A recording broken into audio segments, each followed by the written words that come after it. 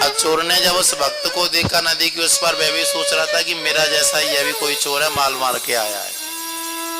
लेकिन जो भगवान का भक्त था, भजन करने से उसका मन साफ हो गया था, तो वह देख रहा था यह भी मेरा जैसा भक्त है जो श्री गंगा में स्नान करने आया। बोलो राधे राधे। अब जाकी रही भावना जैसी, प्रभु मूरत तिन देखी तैसी। यहाँ पे राम नहीं आए थे, मैंने 6:15 मालपानी जी को फोन किया, भैया क्या खबर है, चला जाऊं क्या? मालपानी ने कहा नहीं अभी मत जाना, अभी मत जाना, अभी स्टेशन पर गाड़ी नहीं आई है, गाड़ियों की लाइन कहीं रास्ते में फंस गई है। मैंने की वाह भैया वाह। तो मैं तो ऊपर ही था, 6 बजे मेरे गोपाल आ गए थे, तो मैंने की ठीक है। अब गाड़ी तो फंसी जाती है ना, देखिए रास्ते में जो गाड़ी चलती है वो गड्ढे बड्ढे में फंसती है, लेकिन अभी ये संसार के गड्ढे में फंस जाती है जो भगवान के पास आने में देरी करती है। बोलो राधे राधे। जब तक ये जीवन रहेगा गड्ढे तो रहेंगे ही भैया, कितना भी सरकार सड़ते रहते हैं, कितने दिन तक ठीक रहते हैं। ऐसे हमारी भक्ति कुछ दिन तक ठीक चलती है, बाद में फिर कोई पाप का अड़ंगा आता है, फिर वो गड्ढा हो गया। बोलो राधे राधे। गट गट गट गट ढक ढक ढक। जैसे कि मैं आया था अभी रास्ते से, जो अवस्था खराब भैया, खाली बस शरीर ही रहता, बाकी तो सब कुछ हिल जाता। बोलो राधे राधे। इतना रास्ता खराब। गोपाल गोद में बैठा हुआ था, मैंने की वाह भाई गोपाल तेरे चक का आनंद है। यहाँ तो शरीर की अवस्था हमारी खराब, और मेरे साथ तो पागल बाबा बैठे थे, पागल बाबा के शरीर में तो वैसे ही मांस नहीं है, हाड़ ज्यादा है। बोलो राधे राधे। तो हमारे आने के समय यहाँ से विश्वनाथ चराली से जो रास्ता खराब है, और इधर आने की भी चिंता है, समय पर पहुंचना है। वाह भैया वाह। मैंने सोचा वाह भाई गोपाल तू तो डोलना समझ रहा होगा, डोलना में बैठ गया, लेकिन यहाँ पूरा डोलना का शेष हो गया। बोलो राधे राधे। तो गड्ढे को देखकर बात ध्यान आ गई। तो कहने का तात्पर्य क्या है, जब मुझे मना किया गया तो फिर मैं 7:15 बजे यहाँ पर आया, गोपाल जी का श्रृंगार किया, 7:30 बजे व्यासासन पर बैठ गया। अब मैं कितनी देर कथा बोलूंगा, क्या कथा बोलूंगा, आपको क्या सुनाऊंगा, क्या भागवत सुनाऊं, क्या कौन से भक्त की कथा सुनाऊं, क्या कौन सा सिद्धांत हो। नाटक करने से कोई लाभ नहीं है। अगर भगवान का भजन करना है तो शुद्ध भाव से करो, नहीं तो भगवान ने कोई लेटर नहीं दिया कि तुम मेरा भजन करो। बोलो राधे राधे। आप लोग हम लोग जो भगवान का भजन कि ये बताएं आप दया करके, आप तो बड़े कृष्ण के बारे में बोलते हैं, थोड़ा हमको यह तो बताएं जब श्री कृष्ण वृंदावन में बांसुरी बजाते थे, चलो ब्रजवासी गोपियां तो भागती थी, गैया क्यों भागती थी? गैया को भागने का कारण क्या था?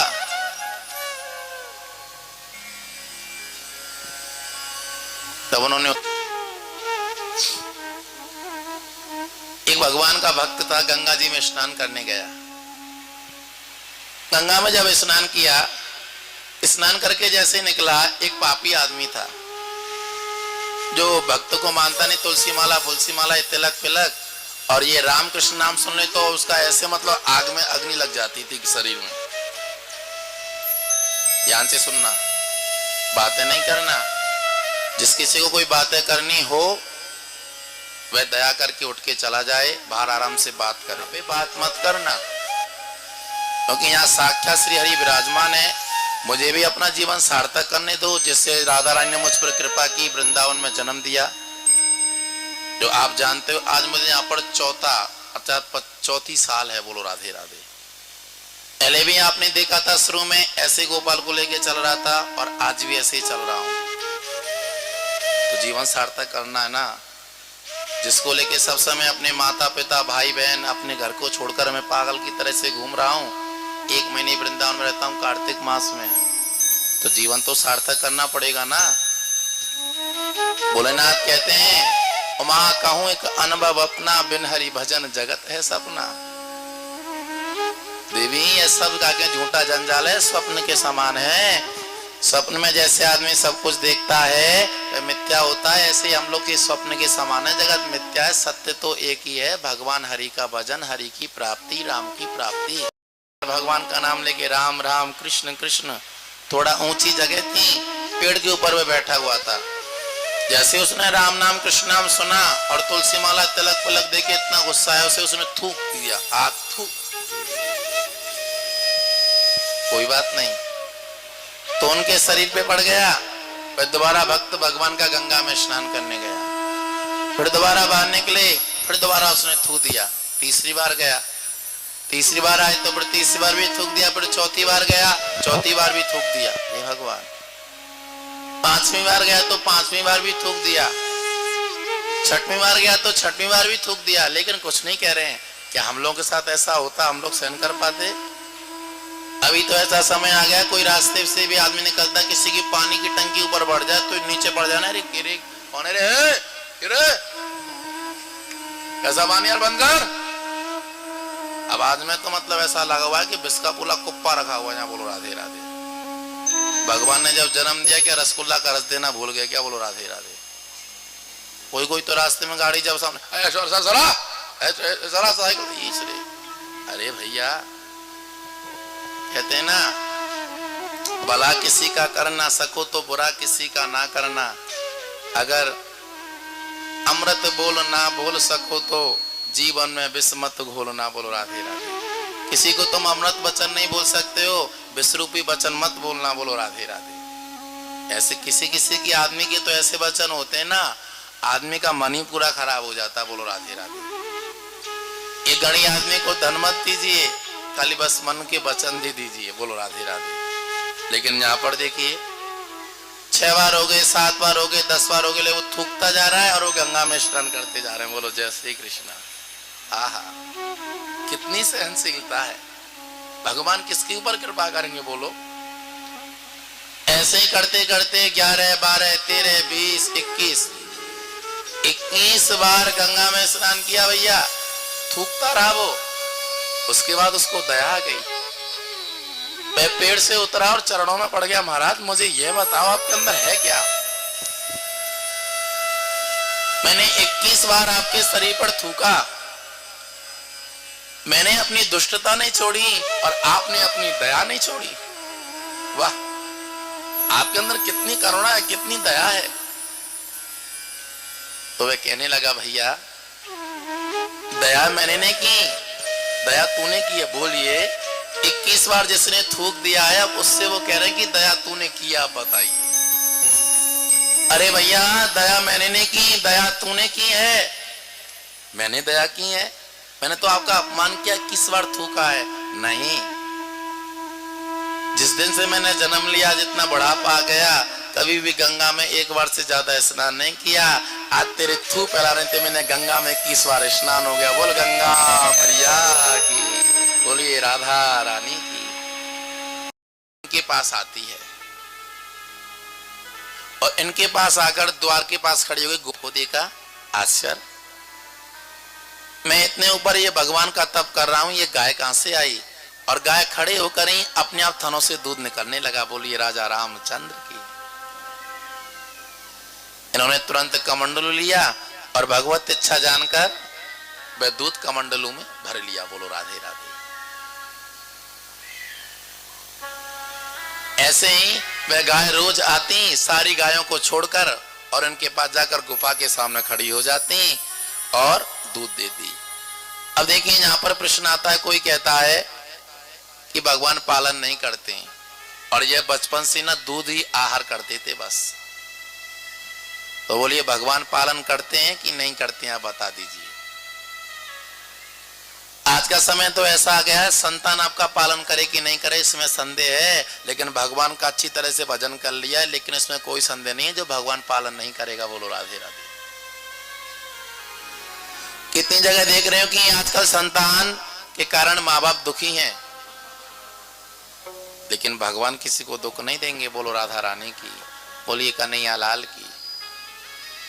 उसके बाद जो ग्वारिया था, जो गैया चराता था, उसने मन में सोचा ये हजारों गायों में से एक गाय रोज जाती है अकेले, ये पहाड़ के ऊपर चढ़ती है और फिर आती है, ये जाती कहां है?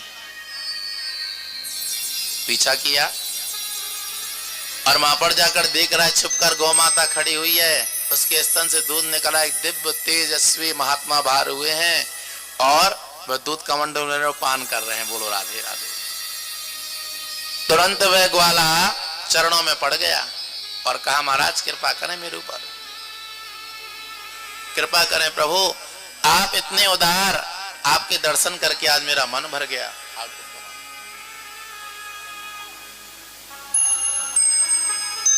प्रार्थना की, ग्वाला मैं तेरे से बहुत प्रसन्न हूं, क्योंकि तेरी गाय है ना, तेरी गाय ने मेरे भजन में सेवा की है, बोल तुझे क्या आशीर्वाद चाहिए। और इनका एक और प्रताप था, जिसके ऊपर ये हाथ रख देते ना उसका सांसारिक काम और पारमार्थिक काम होना ही था। इनके भजन का इतना प्रभाव था, और भजन करते करते एक दिन सिया रामचंद्र भगवान राम सीता ने भी उनको दर्शन दिए थे। बोलो राधे राधे। एक समय इनसे पूछा कि तुमको क्या चाहिए? प्रभु मुझे कुछ नहीं चाहिए, आपकी भक्ति चाहिए। तो भगवान श्री राम ने कहा मैं भक्ति तो तुमको दे रहा हूं, तुम्हारे हाथ में रिद्धि सिद्धि और यह सब दे रहा हूं। बोलो राधे राधे। ये कलयुग की बात है, इस कथा को आप नव भक्तमाल में जाकर पढ़ सकते हैं। बोलो राधा रानी की। उसके बाद क्या होता है, ग्वारिया रोने का, महाराज मुझे आपसे कुछ नहीं चाहिए, अगर आप कृपा कर सकते हैं। हमारे देश का राजा था, जो कल्लू देश का राजा था, वह उसके साथ खराब काम करके, अनीति करके उसको हरा दिया, आप उसको राजा बना दें, उसका राज्य मिल जाए। देखिए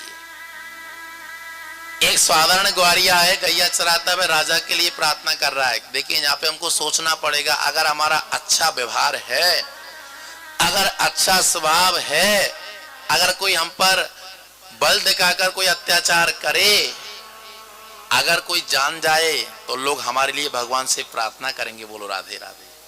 देख रहे हो ना,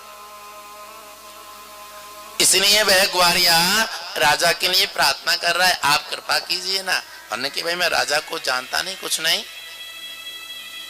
नहीं महाराज मैं आपसे झूठ नहीं बोलूंगा, आप दया कीजिए। कि ठीक है, राजा को बुला के लाओ। राजा को बुलाया, ध्यान से सुनना। राजा आया, राजा ने अपना सारा वृत्तांत कहा, तो महाराज ने कहा तू एक काम कर, इस घोड़ा पे बैठ जा, और घोड़ा पे बैठकर जिस जिस क्षेत्र में चला जाएगा उस क्षेत्र को जीत जाएगा। बोलो राधे राधे। अरे भैया इसके ऊपर राम की कृपा हो, रिद्धि सिद्धि इसके हाथ में हो, अब बताइए कौन क्या कर सकता है। ऐसा ही हुआ, घोड़ा पर बैठा, जिस जिस क्षेत्र में गया कुछ सैनिकों लेकर जीत गया, और दूसरे राजा को परास्त कर दिया। राजा बनकर, देखिए कुछ दिन पहले भिखारी था, आज भगवान की भक्ति कृपा से वह राजा ही बन गया। बोलो कन्हैया लाल की। राम तो कुछ लोगों को ही दर्शन देते हैं, राम तो सबको दर्शन नहीं देते हैं। अब बाद में क्या होता है, राजा चरणों में रोने लगा, महाराज आपने मेरे ऊपर बहुत कृपा की। तब संत ने कहा मैंने तेरे पर यह कृपा नहीं की है, कृपा की है राम ने। कृष्णदास जी कहने लगे मैंने कृपा नहीं की है, कृपा की है राम ने। जा तो उनके भक्तों की उनके मंदिरों में जाकर सेवा करना। बोलो राधे राधे। ऐसा कहकर वो आगे बढ़ गए। आगे सुनिए होता क्या है।